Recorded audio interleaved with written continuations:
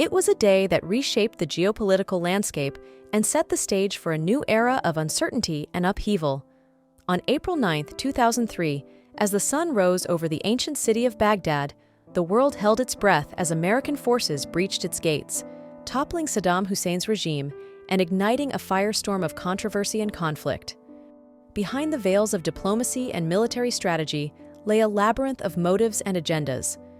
The seeds of the Iraq War were sown in the aftermath of the September 11, 2001, terrorist attacks on the United States. The Bush administration, led by President George W. Bush, accused Saddam Hussein's regime of possessing weapons of mass destruction and having ties to terrorist organizations, including al-Qaeda.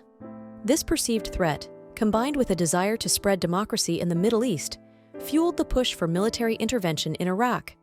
However, critics argued that the evidence of weapons of mass destruction was exaggerated or fabricated, and that the true motives behind the war were driven by geopolitical interests and a quest for control over Iraq's vast oil reserves. Nonetheless, as coalition forces surged towards Baghdad, the die was cast, and the fate of a nation hung in the balance. As the bombs fell and the tanks rolled, Baghdad was engulfed in chaos and confusion. The once proud capital of Mesopotamia became a battlefield, its streets echoing with the cries of the wounded and the wails of the bereaved. And as the statue of Saddam Hussein tumbled to the ground, the world watched in awe and apprehension, wondering what lay in store for Iraq and its people.